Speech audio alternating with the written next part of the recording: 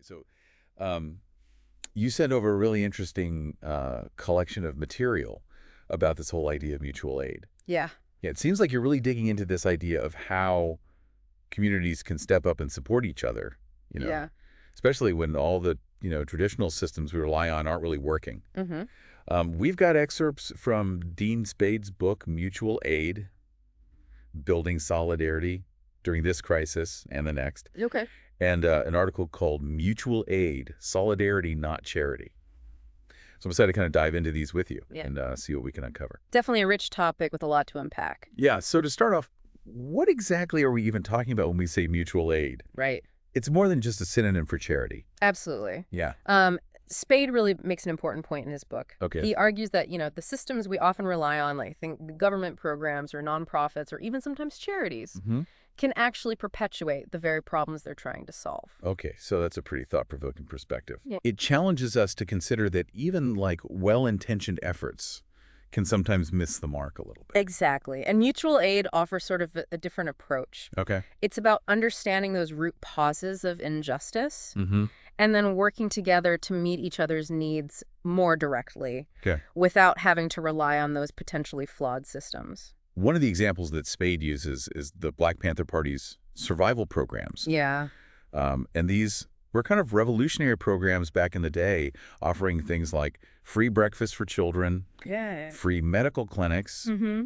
and even a free ambulance service. Yeah. And what's so fascinating is that the FBI actually saw these programs as a major threat. Really? Yeah. J. Edgar Hoover, the FBI director at the time, called the Free Breakfast Program Wow. potentially the greatest threat to their efforts to dismantle the party. Wow.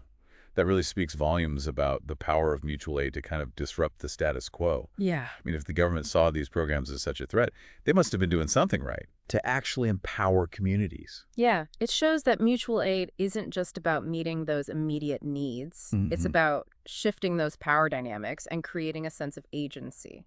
Okay, so this brings up a really crucial point, I think. Yeah. And it's that distinction between mutual aid and charity. Right. And, it's about solidarity, not just a handout. Exactly. Charity operates from more of a top-down approach. Okay. Those with resources decide who deserves help and how that help should be delivered. Okay. So it can really reinforce the power imbalances that are already there. I was reading about how some nonprofits have actually kind of replicated those harmful deservingness hierarchies within their own organizations. Yeah. And it ends up being more about, appealing to donors than actually empowering those communities that they're serving. That's a great point, and it highlights how even organizations dedicated to social good can sometimes perpetuate those systems they're trying to change. Okay, Spade also talks about how indigenous communities have practiced mutual aid for centuries. But then colonization disrupted those systems, forcing them to rely on that kind of external aid. It's a clear example of how colonialism really sought to undermine indigenous self-sufficiency and impose systems of control that just benefited the colonizers. And yet we still see those contemporary indigenous mutual aid efforts thriving both as like a survival strategy and a form of resistance. Absolutely. Our resilience is incredible. It speaks to the deep-rooted nature of mutual aid and its ability to kind of adapt and evolve as circumstances change. So we've established that mutual aid is distinct from charity. Yes. It has deep historical roots. But how do we actually make it work, like on the ground? Right. Well, Spade offers some practical advice on building those effective mutual aid groups. Okay. One of the key takeaways is that it takes more than just good intentions. Yeah. We need clear structures, thoughtful planning and a willingness to address those potential pitfalls. Okay, that makes sense. Can you give us an example of like what a potential pitfall might be? Well, one of the biggest dangers is falling into saviorism. Okay. That tendency to view those we're helping as passive recipients rather than active participants in their own liberation. So it's about striking a balance between offering support, but also empowering people to take ownership of their own destiny. We need to be mindful of those power dynamics at play and make sure that our efforts are collaborative and rooted in solidarity. Another pitfall Spade points out is co-optation. Okay. That risk of being absorbed into the very systems you're trying to change. So how do you make sure that a mutual aid group stays true to its like radical roots? Right. while also navigating the complexities of working within those existing structures. Right. Well, Spade offers some specific examples Right. of groups that have kind of faced this challenge. Okay. Some queer youth groups, for instance, have been co-opted by police, shifting from mutual aid to becoming extensions of law enforcement. Wow, that really underscores how challenging it can be to maintain that autonomy and resist that pressure to conform. Right. What about, like, within the group itself? How do you ensure that everyone has a voice and feels empowered to participate in that decision-making? Yeah, well, Spade champions this idea of consensus decision-making as a way to really share power and make sure all voices are heard. I'm kind of curious to hear more about that. Yeah. Can you tell us more about how consensus works? Yeah. Especially within a mutual aid group.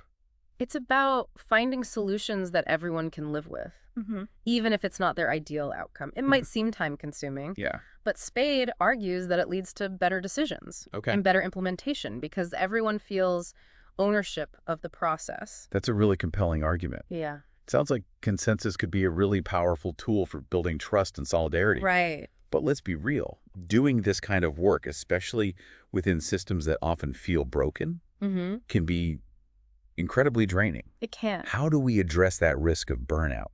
Spade's very upfront about the emotional toll this work can take. Okay. And he emphasizes the importance of addressing burnout, not just for, individual well-being, but for the sustainability of the movement as a whole. So it's about recognizing that self-care isn't selfish. Right. It's actually essential for doing effective work. Exactly. So how do we put that into practice? Well, one of the tools that Spade introduces is called MAD mapping. Okay. And it's a process of understanding your own emotional patterns under stress. Okay. And creating a guide for yourself to navigate those moments. That sounds intriguing. Yeah. It sounds like a personalized roadmap for emotional well-being. It is. Could you walk us through how it works and why it's so effective for activists? Absolutely. So it might include recognizing your triggers, identifying healthy coping mechanisms, and even having a plan for who to reach out to for support. Okay. It's about being proactive and intentional about your mental health, especially when you're engaging in this kind of demanding work. Okay, so that's a really valuable tool. Yeah. I could already see how it would be beneficial not just for activists, but for anyone dealing with challenging situations. Absolutely. Okay, so we've talked about the principles of mutual aid, the potential pitfalls, some strategies for building those effective groups. Yeah. But ultimately, what does success even look like for this whole mutual aid movement? Well, for Spade, success isn't just about meeting those immediate needs. It's about prefiguring a different world, one where communities have the power and resources to care for each other without relying on those systems that often perpetuate harm and inequality. Yeah, that's a really powerful vision. Yeah. It connects to broader movements for social environmental justice. Absolutely. Pushing us to imagine those radical alternatives to the systems that are failing us. It's about creating a world where everyone has the opportunity to thrive, not just survive. And that's a vision worth fighting for. Yeah, it really is. Yeah. It really is. And that vision of a better world brings us back to this idea of mutual aid as a practice, not just a theory. So it's about actually like building that world we envision, one act of solidarity at a time. Exactly. It's about asking not just what we can do, but how we can be a part of the solution. Yeah. And that shift in perspective can be incredibly empowering. Yeah, it makes me think about how we often frame help as something that comes from outside ourselves, like from charities or from the government. But mutual aid kind of flips that script. Yeah. It reminds us of the power we hold within ourselves and our communities to actually create change. Absolutely. And that sense of agency can be transformative for individuals, but also for communities as a whole. But even with all of this amazing potential, Spade's careful not to romanticize mutual aid. He points out that it's not like a magical solution to all of our problems. Right. And it can be messy and challenging, even fraught with contradictions. He's right. Mutual aid groups are made up of humans, after all. Yeah. And we bring all our complexities and flaws to the table. Of course. There will be disagreements and power struggles and moments when we fall short of our ideals. Yeah, I think it's a good reminder that we're all works in progress. Yeah. Both individually and collectively. Absolutely. And I imagine those moments of imperfection can actually be valuable learning opportunities. Absolutely. It's often in those moments of friction that we gain the most valuable insights about ourselves about our communities, and about this work of social change. One thing that really stood out to me in Spade's book is his discussion of burnout. It's something we often overlook in our eagerness to help others. Yeah. But it's so crucial to our long-term sustainability. It's so important, and Spade frames burnout in a way that really resonated with me. He argues that it's not simply a personal failing, but often a symptom of systemic issues, like overwork, lack of support, and the emotional toll of witnessing and responding to injustice. That's a really important point. It takes the blame off of individuals. And it helps us understand burnout as a natural response to these challenging circumstances. Right. So how do we address it both on an individual and collective level? Well, on a personal level, Spade encourages us to develop self-awareness around our emotional patterns and limits, creating what he calls these MAD maps. We talked about that a bit earlier. Right. It sounded like a really useful tool. It is. Could you walk us through like how someone might create their own MAD map? Sure. It starts with identifying your signs of difficulty under pressure. These are the thoughts, feelings, and behaviors that tend to emerge when you're feeling stressed, overwhelmed, or triggered. So like recognizing those early warning signs that things are kind of heading in the wrong direction? Exactly. It could be anything from negative self-talk or difficulty sleeping to withdrawing from loved ones or increased reliance on unhealthy coping mechanisms. The key is to become aware of those patterns. So you can interrupt them before they escalate. And then once you've identified those signs, what steps can you take? The next step is to develop what Spade calls guidelines for greater wellness. These are practices and strategies that help you stay grounded, centered, and resilient in the face of challenges. So it's about having a plan in place for those moments when you're feeling depleted. Right. So you can respond proactively rather than reactively. Exactly. It might include things like setting boundaries, prioritizing rest, engaging in activities that bring you joy, and reaching out for support when you need it. It's about recognizing that self-care isn't selfish. It's actually essential for doing this work effectively and sustainably.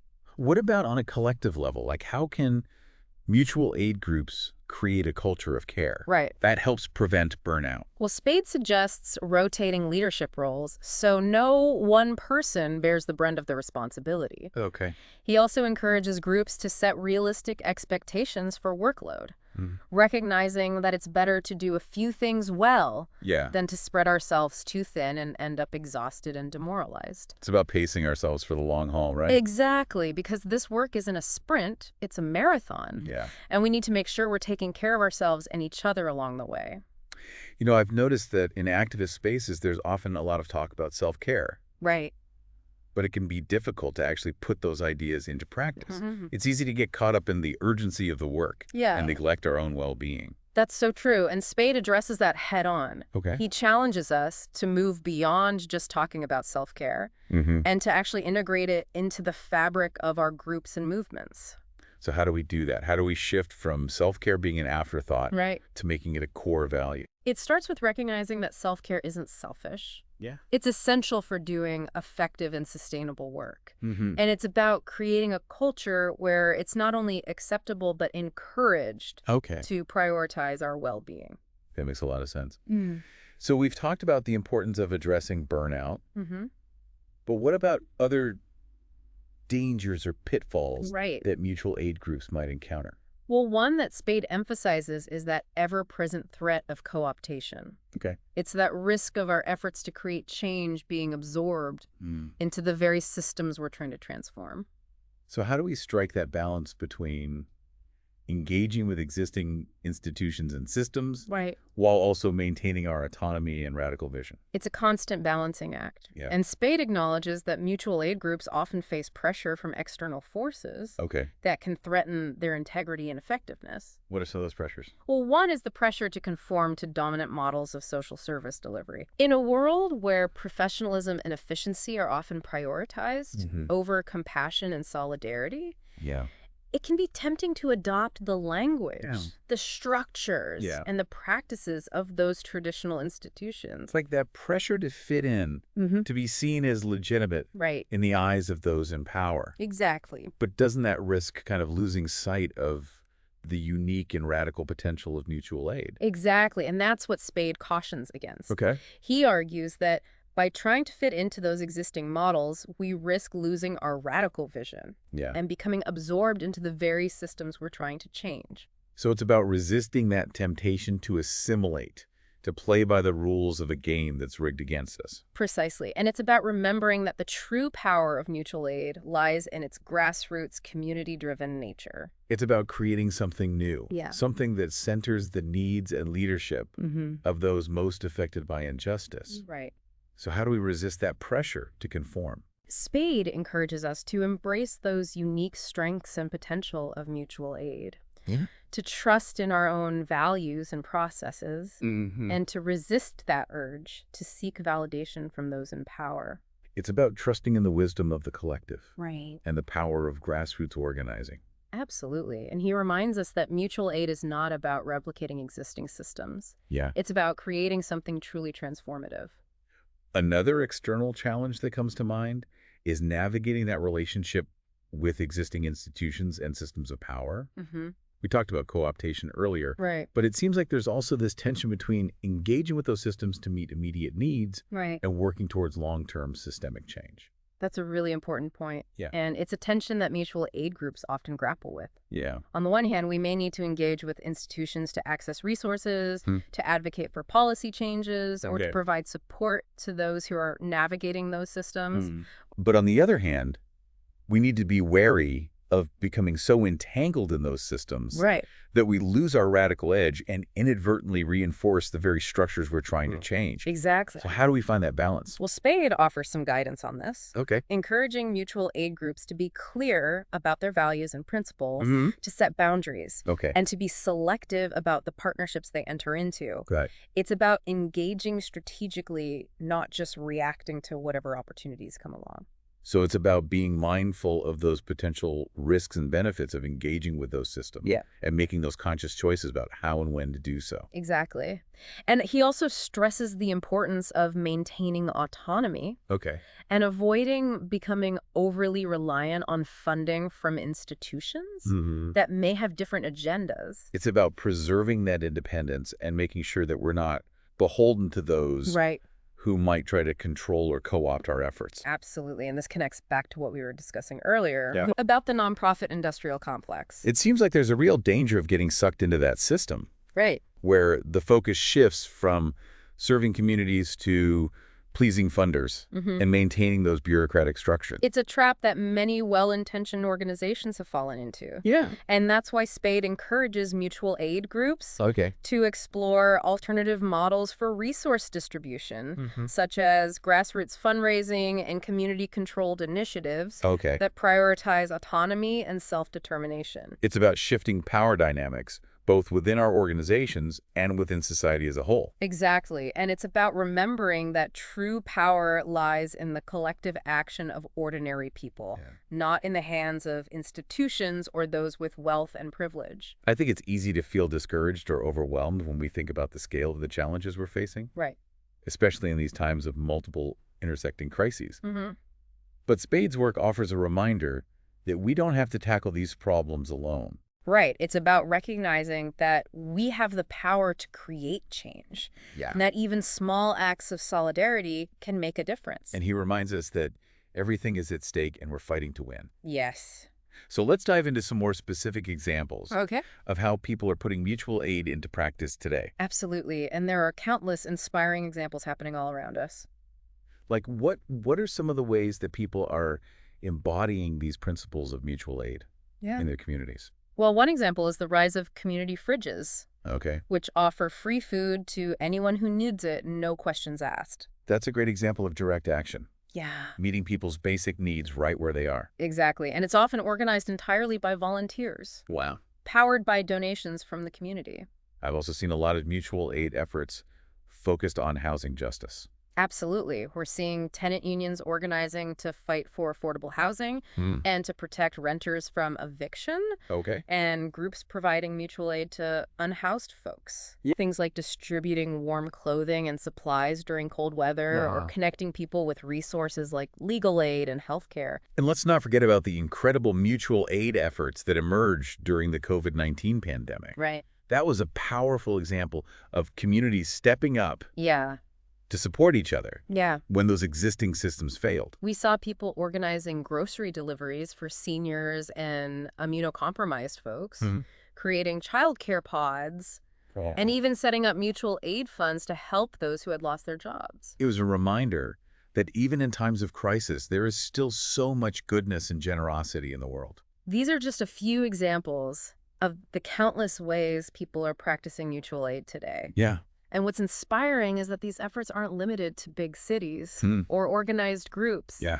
Mutual aid can happen anywhere at any scale. You know, even small acts of kindness can make a difference. Absolutely. It could be checking in on an elderly neighbor, offering to help a friend with childcare, or simply lending an ear to someone who needs to talk. Absolutely. Mutual aid is about recognizing that we're all in this together and that we have a responsibility to care for each other. And that sense of interconnectedness is powerful. So we've talked about the principles of mutual aid, the challenges, and some inspiring examples of how people are putting those principles into action. Right. But how do we actually go about building and sustaining those effective mutual aid efforts? Well, Spade offers a wealth of practical advice on this front, emphasizing the importance of thoughtful planning, clear communication, and a commitment to ongoing evaluation and adaptation. That makes sense. It's about approaching this work with intentionality and a willingness to kind of learn as we go. Exactly. And he offers some specific tools and strategies that can be incredibly helpful. Like what are some of the things he recommends? Well, one of the most important things is to establish those clear goals and objectives from the outset. It's about asking those fundamental questions. What are we trying to achieve? Who are we trying to serve? And what are the most effective ways to achieve those goals? It's about starting with that shared understanding of the group's purpose and vision. Exactly. And once you have those goals in place, it's important to develop a plan for how you're going to achieve them.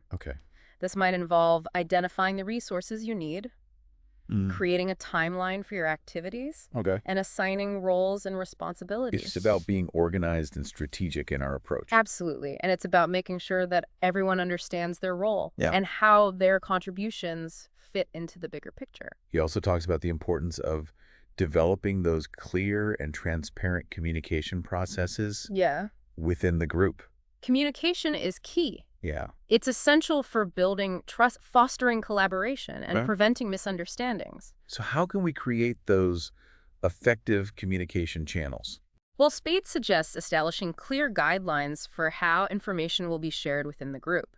This might involve setting up regular meetings, using online platforms to share updates and documents, and designating specific people to communicate with different stakeholders. It's about creating systems that ensure that everyone is informed and empowered to participate. Exactly. And it's about being proactive in addressing those potential conflicts or disagreements before they escalate into bigger problems. I think it's also crucial to build in those mechanisms for ongoing evaluation and adaptation.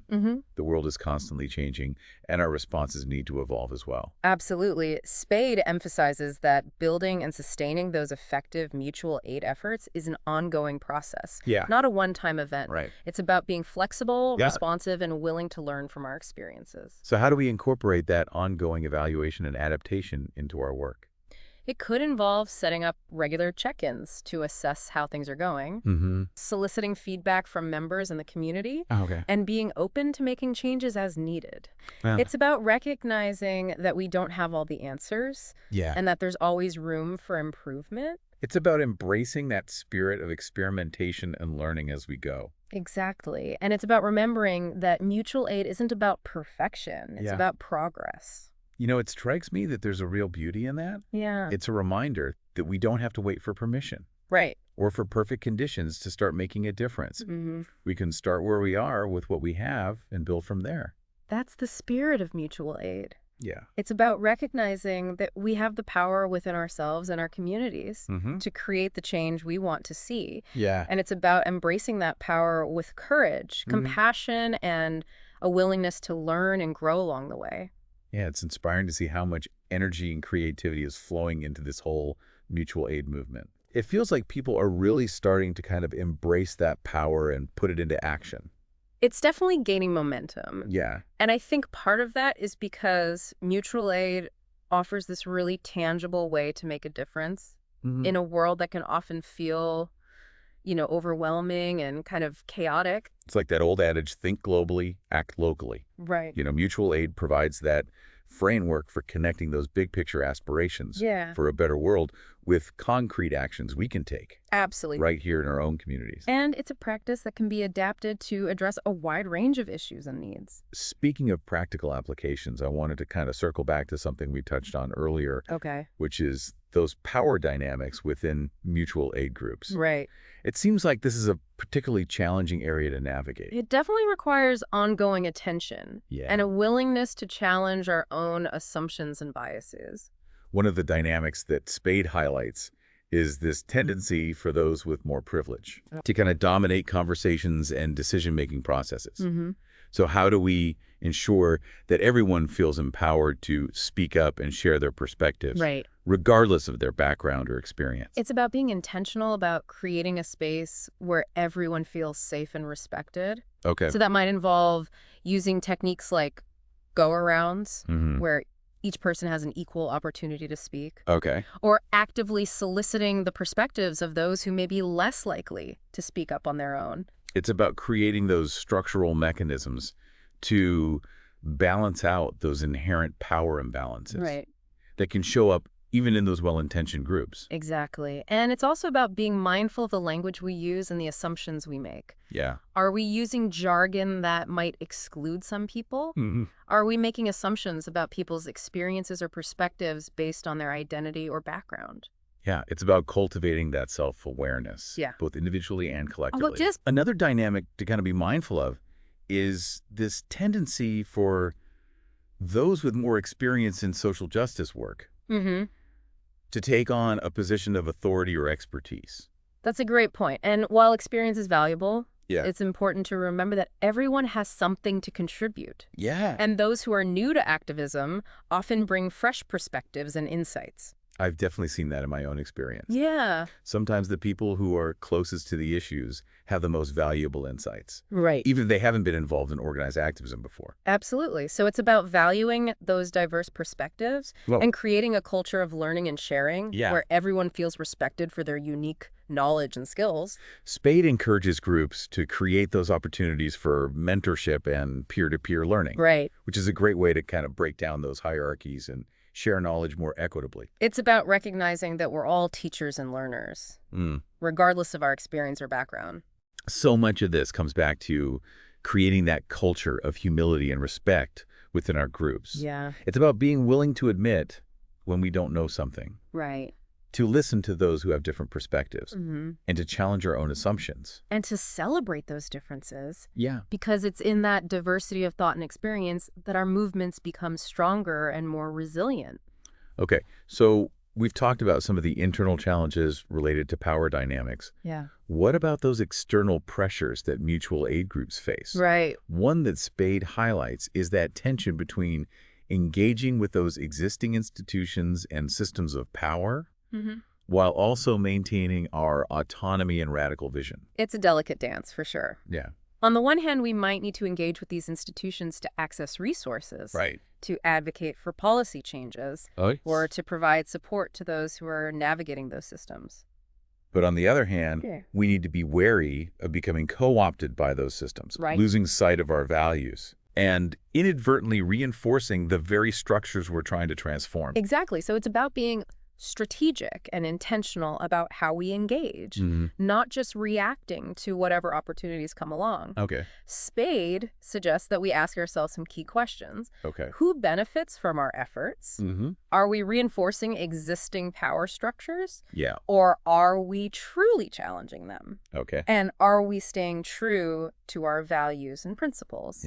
Those are some really crucial questions to kind of guide our actions. They are. I think it's also important to be mindful of that whole nonprofit industrial complex. And the ways in which it can co-opt those social justice movements. It's a real concern. It's so easy to get caught up in the need to secure funding, to professionalize our efforts, and to gain legitimacy within those existing power structures.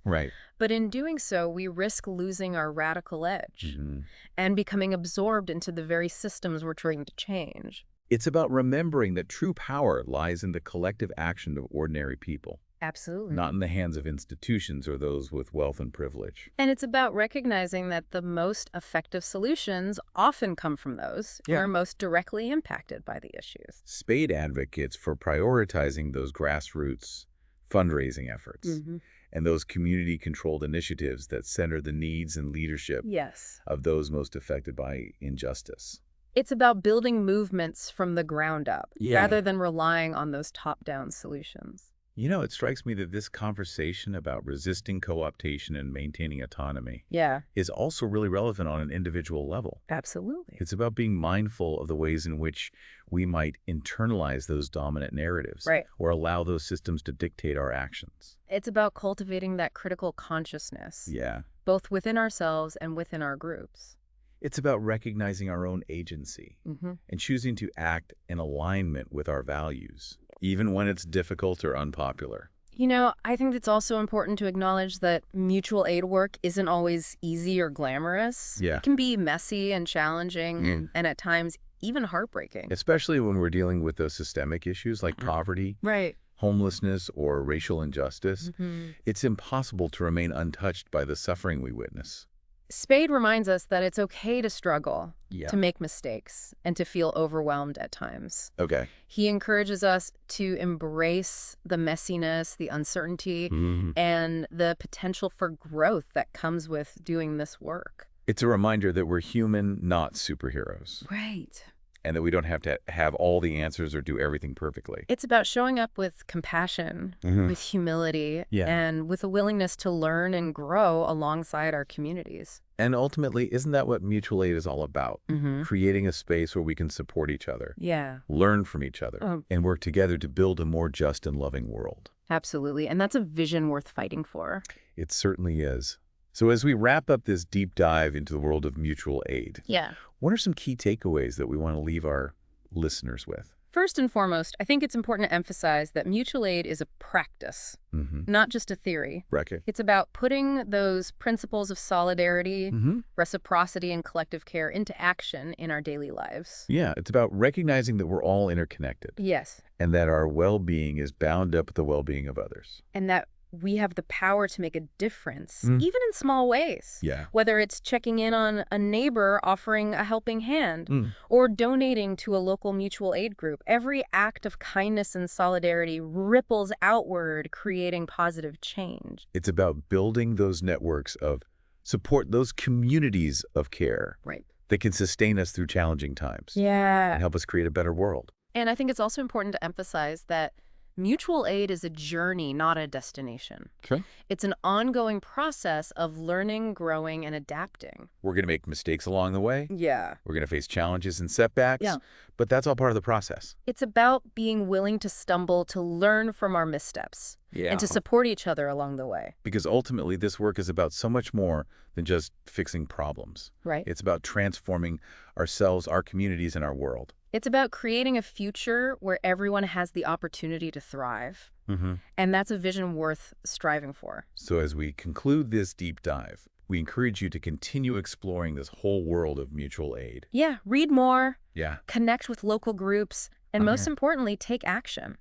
Because the world needs your compassion, your creativity, and your commitment to building a more just and loving future.